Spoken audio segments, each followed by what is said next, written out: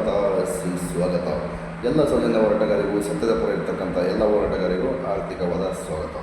ನೋಡಿ ಸ್ನೇಹಿತರೆ, ನಿನ್ನೆ ಒಂದು ಆಡಿಯೋ ಹಾಕಿದ್ದೆ ಧರ್ಮಸ್ಥಳ ಸಂಘದ ಅವ್ಯವಹಾರದ ಬಗ್ಗೆ. ಈಗ ಇನ್ನೊಂದು, ಅದು ಅವ್ಯವಹಾರ ನಡೆದಿದೆಯೋ ಬಿಟ್ಟಿದೆಯೋ ನನಗಂತೂ ಗೊತ್ತಿಲ್ಲ. ಸಂಘದಲ್ಲಿ ಅವ್ಯವಹಾರ ನಡೆದಿದೆಯೋ ಬಿಟ್ಟಿದೆಯೋ ನನಗಂತೂ ಗೊತ್ತಿಲ್ಲ. ಸಂಘದ ಸದಸ್ಯ ಮತ್ತು ಸಂಘದ SP ಸರಸ್ವತಿ ಮೇಡಮ್ ಅವರು ಮತ್ತು ನಾನು ಮೂವರು ಮಾತಾಡಿರ್ತಕ್ಕಂಥ ಆಡಿಯೋ. ಇದರ ಕ್ಲಾರಿಫಿಕೇಷನ್ ಈ ಆಡಿಯೋದಲ್ಲಿ ನಿಮಗೆ ಸಿಗುತ್ತೆ. ಇದು ಸತ್ಯನ ಸುಳ್ಳ? ಧರ್ಮಸ್ಥಳದವರೇ ಧರ್ಮಸ್ಥಳ ಸಂಘದ SP ಅವರೇ ಸುಳ್ಳು ಹೇಳ್ತಾ ಇದ್ದಾರೋ ಅಥವಾ ಸದಸ್ಯ ಸುಳ್ಳು ಹೇಳ್ತಿದ್ದಾನೋ? ಕಾಮೆಂಟ್ ಬಾಕ್ಸ್ ಖಾಲಿದೆ, ದಯವಿಟ್ಟು ಕಾಮೆಂಟ್ ಮಾಡಿ ತಿಳಿಸಿ. ಇದರಲ್ಲಿ ಮೋಸ ಆಗಿರ್ತಕ್ಕಂಥದ್ದು ಸತ್ಯನ ಸುಳ್ಳ? ಅವರವರ ಅಭಿಪ್ರಾಯಕ್ಕೆ ಬಿಟ್ಟಿದ್ದು. ಬಟ್ ಆವಯ ಹೇಳ್ತಕ್ಕಂಥದ್ದು ತನ್ನ ಮಗನಾಣೆ ಅಂತೇಳಿ ಹೇಳ್ತಾ ಇದ್ದಾನೆ. ಕಟ್ಟಿದ್ದೀನಿ, ಆದರೆ ಅವರು ಇಲ್ಲ ಅಂತ ಹೇಳ್ತಾ ಇದ್ದಾರೆ. ನನಗೆ ನ್ಯಾಯ ಬೇಕು ಅಂತ ಕೇಳ್ತಾ ಇದ್ದಾರೆ. ನನಗೆ ಕಟ್ಟಿರ್ತಕ್ಕಂಥ ದುಡ್ಡು ಎಲ್ಲಿ ಹೋದವು? ಅವ್ರಿಗೆ ಅಲ್ಲೇ ಒಂದು ಸಲಿನೇ 2 ಸಲ ಆಗಿದೆ ಅಂತ ಹೇಳ್ತಾ ಇದ್ದಾರೆ. ಸತ್ಯನೋ ಸುಳ್ಳು ಅವ್ರಿಗೆ ಗೊತ್ತಿರತಕ್ಕಂಥದ್ದು.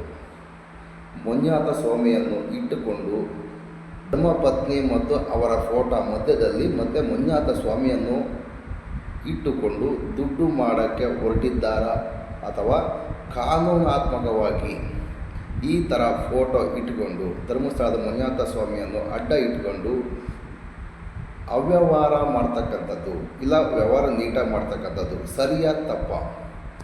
ನಮ್ಮ ಅಭಿಪ್ರಾಯ ಏನಂದರೆ, ಯಾವುದೇ ಕಾರಣಕ್ಕೂ ದೇವರನ್ನು ಅಡ್ಡ ಇಟ್ಕೊಂಡು ವ್ಯವಹಾರ ಮಾಡ್ತಕ್ಕಂಥದ್ದು ತಪ್ಪು ಅಂತ ನಾನು ಹೇಳ್ತಾ ಇದ್ದೀನಿ.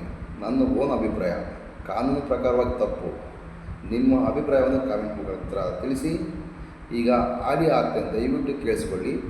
ಇಬ್ಬರ ವಾಯ್ಸ್ ಇದೆ, ಜೊತೆಗೆ ನನ್ನ ವಾಯ್ಸ್ ಸಮೇತ ಇದೆ. ಇದರಲ್ಲಿ ಸತ್ಯ ಇದೆಯಾ ಸುಳ್ಳಿದೆಯಾ ಎಂಬುದನ್ನು ನೀವೇ ಅರ್ಥ ಮಾಡಿಕೊಳ್ಳಿ. ಧರ್ಮಸ್ಥಳ ಸಂಘದವರು ತಪ್ಪು ಮಾಡಿದ್ದಾರಾ ಅಥವಾ ಸದಸ್ಯ ತಪ್ಪು ಮಾಡಿದ್ದಾನಾ? ಇವ್ರ ಹತ್ರ ನಾನು ಒಂದೇ ಕೇಳಿದ್ದು, ಸರಿ ಅಮ್ಮ, ನಾನು ಲೆಕ್ಕಾಚಾರ ಮಾಡ್ತೀನಿ, ಅಂದರೆ ನಾನು ಅವ್ರ ಹತ್ರ ಕಟ್ಟುವಂಥ ವ್ಯವಸ್ಥೆ ಮಾಡ್ತೀನಿ. ನೀವು ದಯವಿಟ್ಟು ಒಂದು 4 ದಾಖಲಾತಿ ಕೊಡಿ, ನನಗೆ ವಾಟ್ಸಪ್ ಮಾಡಿ. ಬ್ಯಾಂಕಿನ ಸ್ಟೇಟ್ಮೆಂಟು, ಸಾಲ ಯಾವಾಗ ತೊಗೊಂಡಿದ್ದಾರೆ ಅವ್ರು ಯಾವಾಗ ಜಾಯಿನ್ ಆಗಿದ್ದಾರೆ ಅಲ್ಲಿಂದ ಇಲ್ಲಿಯವರೆಗೂ, ಮತ್ತು ಉಳಿತಾಯ ಯಾವ ಬ್ಯಾಂಕಲ್ಲಿದೆ, PRK bond, LIC bond and receipt, ಇವು ಜೆರಾಕ್ಸ್ ಬೇಕಾದ್ರೆ ಕೊಡಿ. PRK ₹1,87,000 ಇರ್ತಕ್ಕಂಥದ್ದು ನೀವು ನೋಡಿದ್ರೆ 1000 ಚಿಲ್ಲರೆ ವಸೂಲು ಮಾಡ್ತಾ ಇದ್ದೀರಿ. ಇದು ಸಮೇತ ತಪ್ಪು. ಸರಿ, ಅಷ್ಟೇ ಇದ್ದರೆ 1000 ಚಿಲ್ಲರೆ ಇದ್ದರೆ ಅದು ಸಮೇತ ನಮಗೆ ಬಾಂಡ್ ಅಥವಾ ರಸೀಪ್ಟನ್ನು ಕೊಡಿ. ಇದೆಲ್ಲ ಕೊಟ್ಟಾದಮೇಲೆ ನೀವು ಕಟ್ಟಿ ಅಥವಾ ಕಟ್ಸಿ ಅಂತ ಹೇಳಿದ್ರೆ ನಾನು ಕಟ್ಸಕ್ಕೆ ರೆಡಿ. ಸೌಜನ್ಯ ಹೋರಾಟಗಾರ ಮಾತು ಕೊಟ್ಟರೆ ಮಾತು ತಪ್ಪು ಅಂತನಲ್ಲ. ನಿಮ್ಮ ತಂಡದ ಅಧಿಕಾರಿಗಳೆಲ್ಲ ಸೇರಿ ಈ ದಾಖಲಾತಿಗಳನ್ನು ಮುಂದಿನ ದಿನಗಳಲ್ಲಿ, ಒಂದು ವಾರನೋ 15 ದಿನೋ ತಿಂಗಳು ಅಷ್ಟರೊಳಗೆ ಕೊಟ್ಟರೆ ಅವಾಗಿಂದ ಕಟ್ಟುವಂಥ ವ್ಯವಸ್ಥೆ ಮಾಡ್ತೇನೆ. ಸೌಜನ್ಯ ಹೋರಾಟಗಾರರ ಆಣೆಯಾಗಿ ಹೇಳ್ತಕ್ಕಂಥದ್ದು, ನೀವು ಇಷ್ಟು ದಾಖಲಾತಿ ಕೊಟ್ಟರೆ ಅವ್ರದ್ದು ಸಾಲ ಇದ್ದರೆ ಬ್ಯಾಂಕಲ್ಲಿ ನಾವು ಕಟ್ಸೋಕ್ಕೆ ರೆಡಿ, ಅವ್ರ ಹತ್ರ ಕಟ್ಸೋಕ್ಕೆ ರೆಡಿ. ಇಷ್ಟು ದಾಖಲಾತಿ ನೀವು ಕೊಟ್ಟರೆ ಮಾತ್ರ. ನಮಸ್ಕಾರ. ಈಗ ಆಡಿಯೋ ಆಗ್ತದೆ, ದಯವಿಟ್ಟು ಕೇಳಿಸ್ಕೊಳ್ಳಿ. ನಂದು ಏನಾದರೂ ಇದರಲ್ಲಿ ತಪ್ಪೇನಿದ್ರೆ ದಯವಿಟ್ಟು ಕ್ಷಮಿಸಿ. ನಾವು ನಿಯತ್ತಾಗಿ ಕೆಲಸ ಮಾಡೋಣ. ನ್ಯಾಯ ಸಿಗೋದು ಬಿಡೋದು ದೇವರಿಚ್ಛೆ. Justice for Soujanya. ಈಗ ಆಡಿಯೋ ಆಗ್ತದೆ, ದಯವಿಟ್ಟು ನೋಡಿ. ನಮಸ್ಕಾರ. ನಂಬರ್ ಲೈನಲ್ಲಿದ್ದಾರೆ. ಹಾಂ ಸರ್, ಇದ್ದಾರೆ. ಸರಸ್ವತಿ ಮೇಡಮ್, ನೀವು ನಂಬರ್ ಕೊಟ್ಟಿರಲ್ಲ, ಆ ಮೇಡಮ್ ಅವರೇ ಲೈನಲ್ಲಿದ್ದಾರೆ. ಅವ್ರನ್ನೆಲ್ಲ ಕೇಳಿದೆ ನಾನು. ಸರ್, ನೀವೇನು ₹1,05,000 ಕಟ್ಟಿದ್ರಿ ಅಂತ ಹೇಳಿದ್ರಲ್ಲ? ಹೌದು ಸರ್. ಅದು ನೀವು ಬುಕ್ಕಲ್ಲಿ ಎಂಟ್ರ್ ಮಾಡ್ಕೊಂಡ್ ಬಂದಿದ್ದೀರಾ? ಬುಕ್ಕು ನಮ್ಗೆ ಕೊಟ್ಟಿಲ್ಲ ಸರ್, ಬರೆಯೋರು ನಮಗೆ ಬುಕ್ ಕೊಟ್ಟಿಲ್ಲ.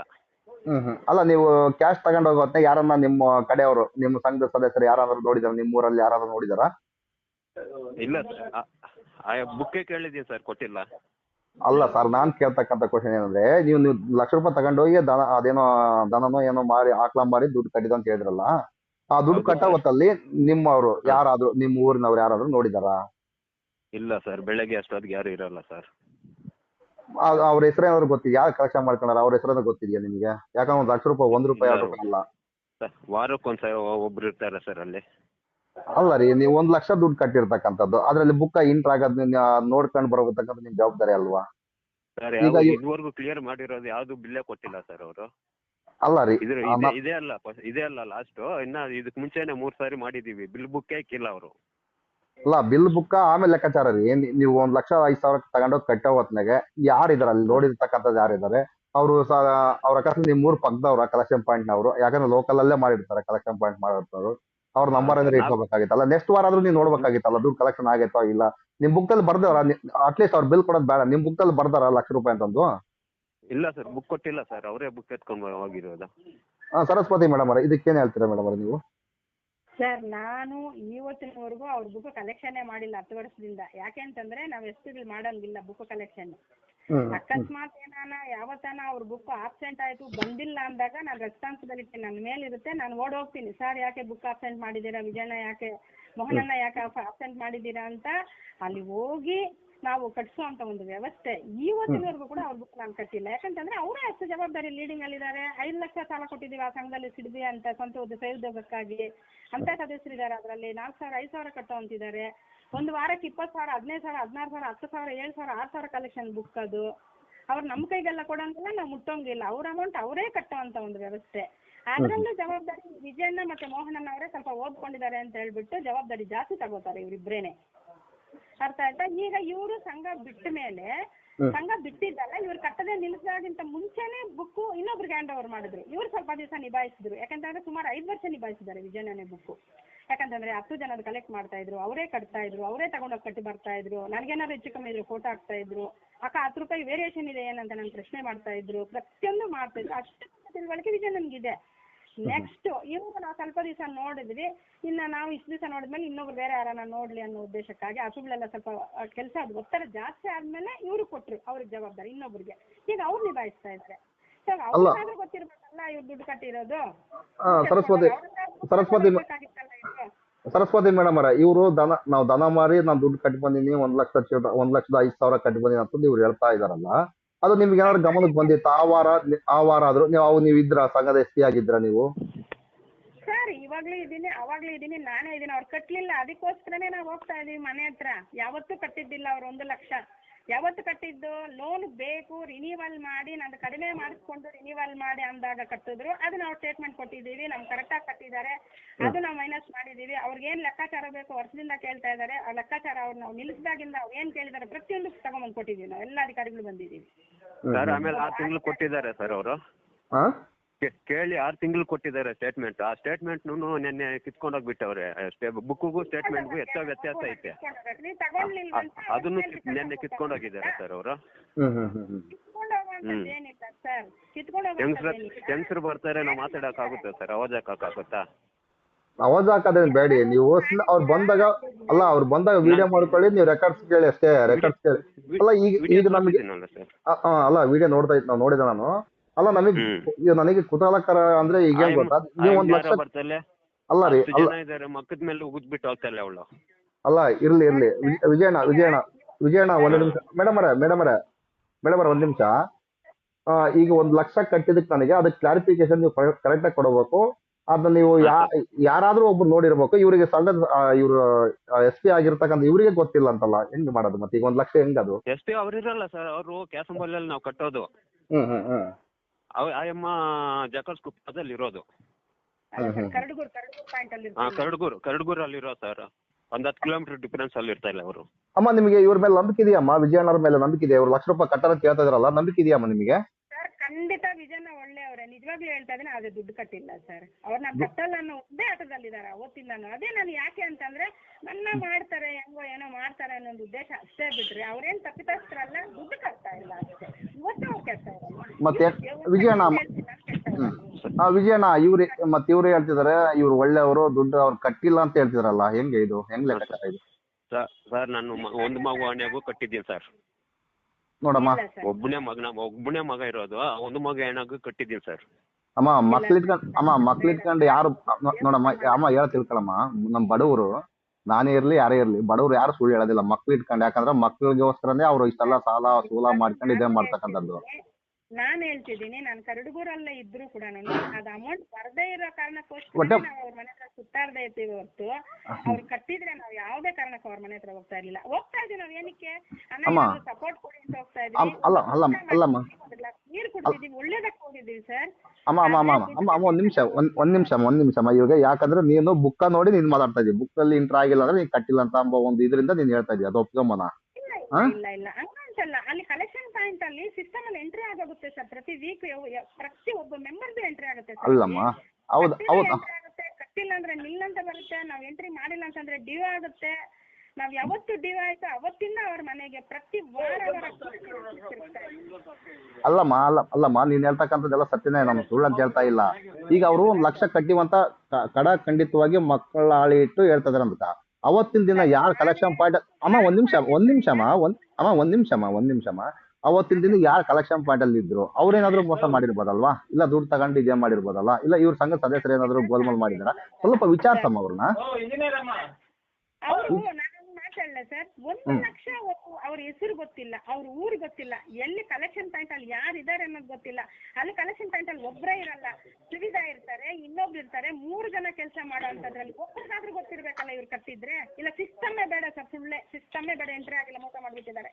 ಅಲ್ಲಿ ಸುವಿಧಾ ಕಲೆಕ್ಷನ್ ಮಾಡಿ ಬುಕ್ ಕೊಡೋ ಅಂತದ್ದು ಏನ್ ಹೆಚ್ಚು ಕಮ್ಮಿ ಇದೆ ಅಂತ ಚೆಕ್ ಮಾಡಿ ತುಂಬಾ ದಿನ ಕಳ್ಸಿದ್ದಾರೆ ಸರ್. ಸರ್ವೇರ್ ಎಲ್ಲ ಬುಕ್ ಇಸ್ಕೊಂಡು ಅವರೇ ಇಕ್ಕೊಂಡು ಕಳ್ಸಿದ್ದಾರೆ ಸರ್. ಬೇಜಾನ್ ಸರ್ ಇಕ್ಕಿದ್ದಾರೆ ಸರ್. ಅಲ್ಲ ಅವತ್ತು ನಿಮ್ದು ಲಕ್ಷ ರೂಪಾಯಿ ಕಟ್ಟೋದಿನ ಅವತ್ತು ಸರ್ವರ್ ಇತ್ತೇನಪ್ಪ ಅವತ್ತು? ಇಲ್ಲ ಸರ್, ಸರ್ವೇರ್ ಇಲ್ಲ ಅಂತ ಹೇಳಿ ಕಳ್ಸಿದ್ರು. ಸರ್ವರ್ ಇಲ್ಲ ಅಂದ್ರೆ ಬಿಡಿ, ನಿಮ್ ದುಡ್ಡು ಇಷ್ಟು ಬಂದಿಲ್ಲ ಅಂತ ನಿಮ್ ಸಿಗ್ನೇಚರ್ ಅವಾಗ್ಲೇ ಆಗೋಗುತ್ತಲ್ಲ, ರೆಸಿಪ್ಟ್ ಮೇಲೆ ಕಿತ್ತಾಗುತ್ತೆ ಪೇಪರ್. ಏನ್ ಮಾಡಕ್ ಸಾಧ್ಯ? ಒಂದು ಸೈನ್ ಆದ್ಮೇಲೆ ಬ್ಯಾಂಕ್ ಜಮೆ ಆದ್ಮೇಲೆ ಸರ್ವರ್ ಇಲ್ಲ, ಪಿಂಕ್ ಸ್ಲಿಪ್ ನಾಳೆ ಕೂಡ ತಗೋಬೋದು ಸರ್ವರ್ ಬಂದ್ಮೇಲೆ, ಇಲ್ಲ ಸಂಜೆ ಕೂಡ ತಗೋಬೋದು. ಬಟ್ ನಿಮ್ ಸೀಲ್ ಸೈನ್ ಆಗೋಗುತ್ತಲ್ಲ ಅಲ್ಲಿ, ನಮ್ಗೆ ಇಷ್ಟ ಬಂದಿದೆ ಅಂತ ಅವತ್ತಿನ ಕಲೆಕ್ಷನ್ ಮುಗ್ದೋಗುತ್ತಲ್ವಾ 4 ಗಂಟೆ ಒಳಗಡೆ. ಇದಕ್ಕೇನ್ ಹೇಳ್ತೀರಿ ವಿಜಯಣ್ಣ ಅವ್ರೆ? ಸರ್ ಇದಕ್ಕೇನ್ ಹೇಳ್ತೀರಾ? ಅವ್ರು ನೋಡಿದ್ರೆ ಒಂದು ಸೈನ್ ಸೀಲ್ ಮಾಡ್ಕೊಳ್ಬೇಕಾಗಿತ್ತು, ಅವ್ರು ಕೊಟ್ಟಿರ್ತಾರೆ, ನೀವು ಇಸ್ಕೊಂಡ್ ಬರ್ಬೇಕಾಗಿತ್ತು ಅಂತ ಹೇಳ್ತಿದ್ರಲ್ಲ. ಪೇಪರ್ ಬಿಡಿ ಸರ್, ಒಂದು ಪೇಪರ್ ನಿಮ್ಗೆ ಕೊಟ್ಟಿಲ್ಲ ಬೇಡ, ಅಲ್ಲಿ ನೀವು ಏನ್ ದುಡ್ಡು ಕಟ್ಟಿದ್ರೆ ಅವತ್ತೇ ಸೈನ್. ಬಿಲ್ ಬುಕ್ ಹಾಕಿಲ್ಲ ಸರ್ ಅವರು. ಬಿಲ್ ಬುಕ್ ಆಗಿತ್ತಿಲ್ಲ ಸರ್ ಅವರು. ಬೇಡ, ಬಿಲ್ ಬುಕ್ ಬೇಡ, ನಿಮ್ಗೆ ಬರ್ದು ಕೊಟ್ಟಿಲ್ಲ. ನೀನು ಬಿಲ್ ಬುಕ್ ಬೇಡ ಅಂದ್ರೆ ಇಷ್ಟೊಂದು ವ್ಯವಹಾರ ಮಾಡಿದ್ರೆ ಬಿಲ್ ಬುಕ್ ಬೇಡ ಸರ್. ಅದನ್ನೇ ಇಟ್ಕೊಂಡಿದ್ದೀರಾ? ಅದನ್ನ ಕೇಳ್ಬೇಡ, ಅದನ್ನೇ ಇಟ್ಕೊಳ್ಳೋದು ಎಲ್ರು. ಯಾರು ಕೊಟ್ಟಿದ್ದೀರಾ ಬಿಲ್ ಬುಕ್? 10 ಜನ ಇದ್ದಾರೆ, ನೀವು ಕ್ಲಿಯರ್ ಮಾಡಿದಾಗ ಬಿಲ್ ಕೊಡ್ತೀರಾ? ಅವ್ರ 10 ಜನ ಯಾಕೆ ಬಂದಿಲ್ಲ ನನ್ನ ಮೇಲೆ? ಅಮ್ಮ ಸರಸ್ವತಿ ಅಮ್ಮವ್ರೆ ಸ್ವಲ್ಪ ಒಂದ್ ನಿಮಿಷ ಕೇಳಿ. ಸರಸ್ವತಿ ಅಮ್ಮವ್ರೆ, ಇಲ್ಲಿ ನಮ್ಮೂರಲ್ಲೇ ಒಬ್ಬ SP ಆಗಿರ್ತಕ್ಕಂಥವನು, ಒಬ್ಬ ಮಹಿಳೆ 4,000 ದುಡ್ಡು ಕೊಟ್ರೆ, ಸಂಘಕ್ಕೆ 4,000, 3-4 ವಾರ 4,000 ದುಡ್ಡು ಕೊಟ್ರೆ, ಆ ವಯ್ಯ ಹೋಗಿ ಎಷ್ಟು ಕಟ್ಟಂಗ ಗೊತ್ತಾ? ಬರೀ 2,000 ಕಟ್ಕೊಂಬಂದಿದ್ದಾನೆ. ಆ ದುಡ್ಡನ್ನ ಬ್ಯಾರೆರಿಗೆ ಅಡ್ಜಸ್ಟ್ಮೆಂಟ್ ಮಾಡಿದ್ದಾನೆ. ಅದು ಅವರಿಗೆ ಯಾವಾಗ ಗೊತ್ತಾಯ್ತು ಗೊತ್ತಾ? 1 ತಿಂಗಳು ಆದ್ಮೇಲೆ ನಾನು ಇಷ್ಟು ಕಟ್ಕೊಂಬಂದಿನಲ್ಲ, ವಾರ 4,000 ಕಟ್ಟಿ ಬಂದಿನಲ್ಲ, ನನಗೆ ಇಷ್ಟು ಮೋಸ ಆಗೈತಲ್ಲ ಅಂತೇಳಿ ಆ ಬುಕ್ ತೆಗೆದು ನೋಡು. ಮತ್ತೆ ಫೋನ್ ಮಾಡಿ ನನಗೆ ಕೇಳಿದ್ರು, ಸರಿಯಪ್ಪ ಕಾನ್ಫರೆನ್ಸ್ ಕಾಲ್ ಆಗ್ತದೆ ಅಂತೇಳಿ SP ಫೋನ್ ಮಾಡಿ ಕೇಳಿದ್ರೆ, ಅಣ್ಣ ತಪ್ಪಾಗಿದೆ ಅಣ್ಣ, ನಾನು ಸರಿ ಮಾಡ್ತಾ ಅಂತೇಳಿ ನೆಕ್ಸ್ಟ್ ವಾರನೇ ಆ ವಯ್ಯ ದುಡ್ಡು ಕೊಟ್ಟು ಸರಿ ಮಾಡ್ಕೊಂಡ.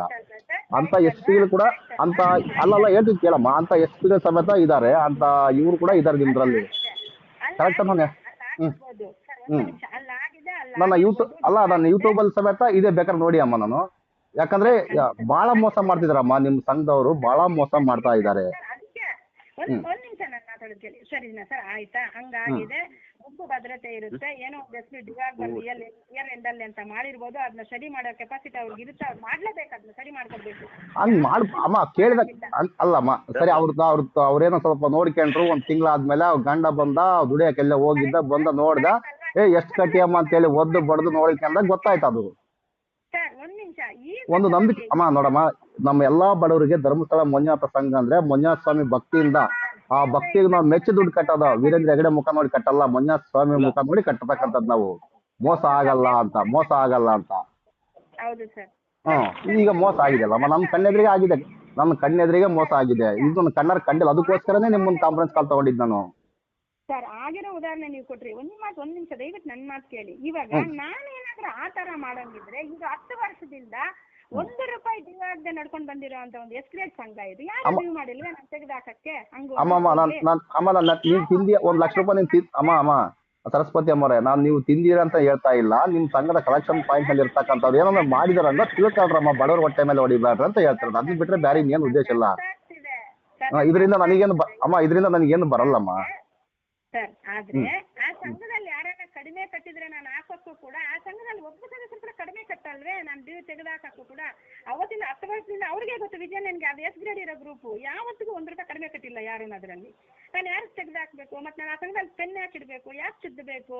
ಇವಾಗ ವಿಜಯನ 10,000 ಕಟ್ಟಿದ್ರೆ ನಾನು ಯಾಕೆ 5,000 ಬರೀಬೇಕಲ್ಲ ಅಂತ ಸಮಸ್ಯೆನೇ ಇವತ್ತಿನ ಸಂಘದಲ್ಲಿ ಉಟ್ಕೊಂಡಿಲ್ವಲ್ಲ. ಅಷ್ಟು ಕರೆಕ್ಟ್ ಅಷ್ಟು ಪರ್ಫೆಕ್ಟ್ ಮೇಂಟೈನ್ ಮಾಡ್ತಾ ಇದ್ರಲ್ಲ ವಿಜಯನೇ. ಅಮ್ಮ ನಾನೀಗ ಫೈನಲ್ ಆಗಿ ಒಂದ್ ಮಾತು ಹೇಳ್ಬಿಡ್ತೀನಿ. ವಿಜಯ, ನೀವೇನ್ ಸಾಲ ತೋರಿಸ್ತೀರಾ ಆ ಸಾಲ ಎಲ್ಲ ಅವಯ್ಯ ಕಟ್ಟಂತ ವ್ಯವಸ್ಥೆ ಮಾಡ್ತೀನಿ. ಅವಯ್ಯನ ಕೈಲಿ ಆಗ್ಲಿಲ್ಲ ಸಮೇತ ಏನೋ ಬೇರೆ ವ್ಯವಸ್ಥೆಯಿಂದ ಮಾಡ್ತೀನಿ ನಾನು. ಏನಮ್ಮ, ನಮಗೆ ನಾವು ಯಾವ ಬ್ಯಾಂಕಿಂದ ಸಾಲ ಕೊಟ್ಟಿರೋ ಬ್ಯಾಂಕಿಂಗ್ ಸ್ಟೇಟ್ಮೆಂಟ್ ಅಂತ ಕೊಡಿ. ಉಳಿತಾಯ ಯಾವ ಪಾಸ್ಬುಕ್ ಅಲ್ಲಿ ಐತೆ ಇಲ್ಲ ಯಾವ ಬ್ಯಾಂಕ್ ಅಲ್ಲಿ ಐತೆ ಅದ್ರ ಸ್ಟೇಟ್ಮೆಂಟ್ ಕೊಡಿ. ಮತ್ತೆ ನಿಮ್ದು ಒಂದು RBI ಲೈಸೆನ್ಸ್ ಇಲ್ಲ ಕರ್ನಾಟಕ ಮನಿ ಲ್ಯಾಂಡರಿಂಗ್ ಆಕ್ಟ್ ಪ್ರಕಾರ ಇದೆಯಾ, ಒಂದು 3-4 ಏನಿದಾವಲ್ಲಮ್ಮ ಅಷ್ಟೊಂದೇ ಲೈಸೆನ್ಸ್ ನನಗೆ ಇಲ್ಲ ವಾಟ್ಸಪ್ ಮಾಡಿ. ನಾನು ಮುಂದಿನ ವಾರದಿಂದ ನಾನು ಕಟ್ಟ ವ್ಯವಸ್ಥೆ ಮಾಡ್ತೀನಮ್ಮ. ಆಯ್ತಾ? ಖಂಡಿತ ಸರ್, ಥ್ಯಾಂಕ್ ಯು ಸರ್. ನಾನು ವಿಜಯಣ್ಣ ಒಪ್ಪಿಗೆನಾ ನಿನಗೆ? ಸರಿ ಸರ್.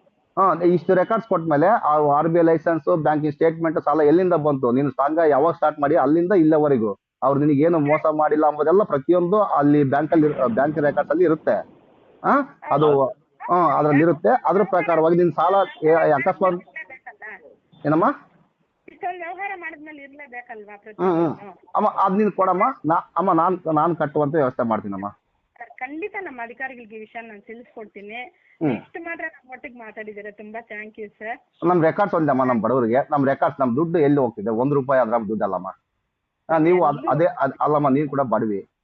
ಇದ್ರಲ್ಲಿ ಈಗ ನೀನು ಕೆಲಸ ಮಾಡಿದ್ರೆ ಮಾತ್ರ ನೀನ್ ದುಡ್ಡು ಬರ್ತಕ್ಕಂಥ ಸಂಬಳ ಬರ್ತಕ್ಕಂಥ. ನಾನು ಕೂಡ ಒಂದು ಹೆಣ್ಣು ಮಗು ಸರ್, ದಯವಿಟ್ಟು ಕ್ಷಮಿಸಿ. ನಾನು ಒಂದು ಹೆಣ್ಣು ಮಗು, ನಾನು ಕೂಡ ಒಬ್ಬ ಕೂಲಿಗಂತ ಬರೋಳೆ ನಾನು ಅಲ್ಲಿ. ಅರ್ಥ ಆಯ್ತಾ ಸರ್? ಹೌದಮ್ಮ. ಅದಕ್ಕೋಸ್ಕರಮ್ಮ ನಾನು ಇಷ್ಟೊತ್ತು ತಾಳ್ಮೆಯಿಂದ ಕೇಳ್ತಿರೋದು ಕೂಡ ಅದಕ್ಕೋಸ್ಕರ ನಮ್ಮ ಸರ್ ಕಟ್ಟಿದ್ನೇ ಇಲ್ಲ ಅಂತ ಹೇಳ್ಬಿಟ್ಟು ಮಕ್ಕಳು ಕೂತಿತ್ತಲ್ಲ ಸರ್ ಇನ್ನೊಬ್ಳ ಸರಿ ನೋಡ್ಕೊಂಡಿದ್ರಲ್ಲ ಕೇಳ್ಬೋದಲ್ಲ ಇವರು? ಅಲ್ಲಲ್ಲ, ಅದು ವಿಡಿಯೋ ಮಾಡ್ಕೊಳ್ಳಿ. ವಿಡಿಯೋ ಅದು ಉಗಿಯಂಗೆ ಇಲ್ಲ. ಅವ್ರೇನು ನೀನ್ ಕಟ್ಲಿಲ್ಲ ಅಂದ್ರೆ ಕಾನೂನು ಪ್ರಕಾರವಾಗಿ ಇರ್ತಕ್ಕಂಥ ಸಂಘ. ಅಮ್ಮ ಇನ್ನೊಂದು ಒಂದೇ ಒಂದು ನಿಮಿಷ, ಒಂದೇ ಒಂದು ಅವಕಾಶ ಕೊಡ್ತೀರಾ ಸರ್ ನನಗೆ? ಹೇಳಿ ಅಮ್ಮ. ಸರ್ ನಾನು ಹೇಳ್ಬಾರ್ದು ಇಷ್ಟೊತ್ತು ಅಂತ ನಾನು ಇದ್ದೆ, ಯಾಕಂದ್ರೆ ನೀವು ದೊಡ್ಡವ್ರು ಇದ್ದೀರಿ ಮಾತಾಡ್ತಿದ್ದೀರಾ. ಅವ್ರು ರೆಕಾರ್ಡ್ ಆಗ್ತಿದೆ ನಮ್ಮ ಸಂಸ್ಥೆ ಬಗ್ಗೆ. ನಾನೇ ಒಂದು ಬಯಸ್ಕೊಂಡಿದ್ದೀನಿ ಅಂತ ಅದನ್ನ ಆತ ಹೇಳಕ್ ನನ್ಗೆ ಇಷ್ಟ ಇಲ್ಲ ಒಂದು ಹೆಣ್ಮಗಾಗಿ, ಆದ್ರೂ ಹೇಳ್ತಿದ್ದೀನಿ. ಇವರೇ ಒಂದ್ ದಿವಸ ಬಂದ್ಬಿಟ್ಟು ಅಣ್ಣ ಸಾಲ ಕಟ್ಟಿ ವಿಜಯಣ್ಣ ಅಂತ ನಾನು ಹತ್ಕೊಂಡ್ ಬಂದು ಮನೆ ಹತ್ರ ಹೇಳ್ಬಿಟ್ಟು ಬಂದು ಮತ್ತೆ ನಾನು ಬಂದು ಫೋನ್ ಮಾಡಿದಾಗ ಯಾಕೆ ನಿಮ್ಮ ಅಮ್ಮನ್ನ ಅಂದಿದ್ದಾರೆ. ಅರ್ಥ ಆಯ್ತಾ? ನಾನು ಅದೆಲ್ಲ ಹೇಳ್ಕೊಂಡಿಲ್ಲ, ಯಾಕಂದ್ರೆ ಬೈದ್ರು. ಆಯ್ತಾ? ಅಮ್ಮ ಈಗ ನೋಡಮ್ಮ, ಸುಳ್ಳು ಹೇಳ್ಬೇಡ, ಇಲ್ಲಿ ಕೇಳ್ತಾ ಇರೋದು ಹೇಳಮ್ಮ. ಯಾರು ನಂದೆ ನಾನು? ನಿಮ್ಮ ಅಮ್ಮನ ಅಂತ ನೀನೇ ಅಂದಿದ್ಯಾ. ಇವಾಗ ಅದು ರೆಕಾರ್ಡ್ ತೆಗೆದ್ರೆ ಬರ್ತಲ್ಲ ಎಲ್ಲ. ನಾನು ನನ್ನ ಮಗನ ಮೇಲೆ ಆನೆ ಮಾಡಿದೆ. ನಿನ್ನ ಮೊಮ್ಮಗನ ಮೇಲೆ ಆನೆ ಮಾಡಿ ನೋಡೋಣ. ನಮ್ಮ ಮೊಮ್ಮಗನ ಸತ್ಯವಾಗ್ಲಿ ಮಕ್ಕಳ ಮೇಲೆ ತಗೊಂಡ್ರೆ ಹೇಳ್ತಾ ಇದ್ದೀನಿ. ವಿಜಯಣ್ಣ, ಮೇಡಮರೇ ಇದು ಮನೆವರೆಗೂ ಹೋಗೋದು ಬೇಡ ಮೇಡಮರೇ. ಇದೊಂದೇ ವ್ಯವಸ್ಥೆ ಮಾಡ್ಕೊಡ್ತೀರಾ ಮೇಡಮರೇ?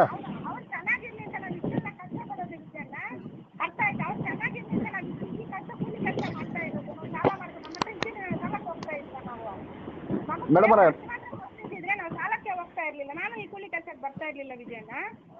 ಮೇಡಮರೇ ಸರಸ್ವತಿ ಮೇಡಮರೇ, ಇಲ್ಲಿ ನಮಗೆ ಜಗಳ ಬೇಕಾಗಿಲ್ಲ.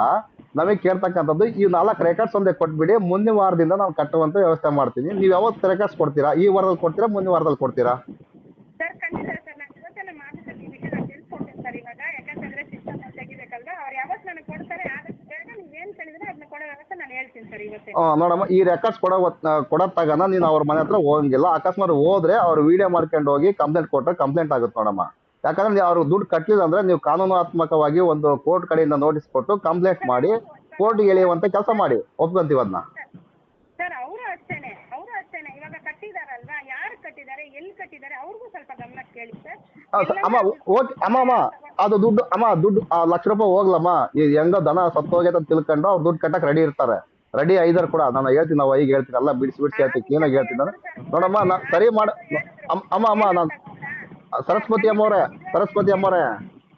ಅಮ್ಮವ್ರೆ ನಾನು ಸರಿ ಮಾಡುವಂತ ವ್ಯವಸ್ಥೆ ಮಾಡ್ತೀನಿ, ಕಟ್ಟುವಂತ ವ್ಯವಸ್ಥೆ ಮಾಡ್ತೀನಿ. ನೀವು ಇಷ್ಟು ರೆಕಾರ್ಡ್ಸ್ ಕೊಡೋದಾದ್ರೆ ಅವ್ರ ಮನೆ ಹತ್ರ ಹೋಗಂಗಿಲ್ಲ.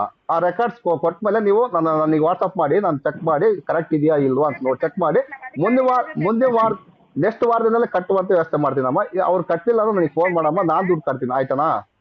ಸರ್ ಖಂಡಿತ ನಮ್ಮ ಅಧಿಕಾರಿಗಳ ನಂಬರ್ ಕೊಡ್ತೀನಿ, ದಯವಿಟ್ಟು ಅವ್ರಿಗೂ ಕೂಡ ಒಂದು ಮಾತು ನೀವು ಮಾತಾಡಿ ಸರ್, ತಪ್ಪೇನಿಲ್ಲ. ಯಾಕಂತಂದ್ರೆ ಮಾತಾಡ್ತೀನಿ. ನಮ್ಮ ಇಡೀ ಯೋಜನೆ ಇದೆ, ಯೋಜನೆ ನಂಬರ್ ಕೊಡ್ತೀನಿ, ನೀವು ದಯವಿಟ್ಟು ಕೂಡ ಮಾತಾಡ್ಬೇಕು ಸರ್. ನೋಡಮ್ಮ, ನಮಗೆ ಬೇರೆ ಅಧಿಕಾರಿಗಳ ಬಗ್ಗೆ ನಮಗೆ ಅವ್ರು ಅಂದ್ರೆ ನನಗಂತ ಬಿಟ್ಬಿಡಿ, ಅವ್ರಿಗೆ ಗೊತ್ತಿರೋದಿಲ್ಲ. ಯಾಕಂದ್ರೆ ನಿಮ್ಮ ಮುಖ ನೋಡಿ, ನೀವು ಲೋಕಲ್ ಇರ್ತಾರಲ್ಲ ಎಸ್ ಪಿಗಳು, ನಿಮ್ಮ ಮುಖ ನೋಡಿಕಂತ ಅವ್ರು ವ್ಯವಹಾರ ಮಾಡ್ತಿರ್ತಾರೆ. ಹಂಗಾಗಿ ನಿಮ್ಮನ್ನೇ ರೆಕಾರ್ಡ್ಸ್ ಕೇಳ್ತಕ್ಕಂಥದ್ದು ಅವ್ರು ಅಲ್ಲ. ಇವ್ರು ನೋಡಿ ಅಮ್ಮ, ವಿಜಯಣ್ಣನ ಪರವಾಗಿ ನೀವು ರೆಕಾರ್ಡ್ಸ್ ತಗೊಂಬಂದು ರೆಕಾರ್ಡ್ಸ್ ಇಲ್ಲಿದೆ ತಗ ಅಂತೇಳಿ ಕೊಡಿ. ಅದರಲ್ಲಿ ಮಂಜುನಾಥಯ್ಯ ನಮ್ಮ ಅಂತ ಇರತಕ್ಕಂಥದ್ದು ಬೇಕಾಗಿಲ್ಲ. ನೀವು ಯಾವ ಬ್ಯಾಂಕಿಂದ ಕೊಟ್ಟಿರೋ ಆ ಬ್ಯಾಂಕಿನ ಸೈನು ಸೀಲ್ ಎಲ್ಲ ಇರಬೇಕು. ಆ ಸ್ಟೇಟ್ಮೆಂಟು ಇವ್ರು ಯಾವಾಗ ಇಂಟರ್ ಆಗಿದ್ರು ಸಂಘಕ್ಕೆ 13 ವರ್ಷದ ಸ್ಟೇಟ್ಮೆಂಟ್ ಅದ್ರಲ್ಲಿ ಇರ್ಬೇಕಮ್ಮ. ಓಕೆನಾ? ಇದಕ್ಕೆಲ್ಲ ನಿಮ್ಗೆ ಒಪ್ಪಿಗೆ ಇದ್ದರೆ ನೆಕ್ಸ್ಟ್ ವಾರದಿಂದ ನಾನು ಕಟ್ಟುವಂತ ವ್ಯವಸ್ಥೆ ಮಾಡ್ತೀನಮ್ಮ. ಆಯ್ತು ಸರ್, ಹೇಳ್ತೀನಿ ಸರ್ ನಮ್ಮ ಅಧಿಕಾರಿಗಳಿಗೆ ನಾನು ತಿಳಿಸ್ತೀನಿ. ಓಕೆನಮ್ಮ, ಥ್ಯಾಂಕ್ ಯು ಅಮ್ಮ, ಥ್ಯಾಂಕ್ ಯು. ಮತ್ತೇನೋ ಇನ್ನೇನೋ ಮಾಹಿತಿ ಬೇಕಾದ್ರೆ ನಾನು ನಿಮ್ಗೆ ಫೋನ್ ಮಾಡ್ತಮ್ಮ. ಬೇಕಾದ್ರೆ ನೀವು ಬೇರೆ ನಂಬರ್ ಇದ್ರೆ ಕೂಡ ಕಳಿಸ್ಕೊಡೋಣ. ಖಂಡಿತ ಸರ್, ಥ್ಯಾಂಕ್ ಯು. ಓಕೆನಮ್ಮ, ಥ್ಯಾಂಕ್ ಯು ಅಮ್ಮ, ಥ್ಯಾಂಕ್ ಯು.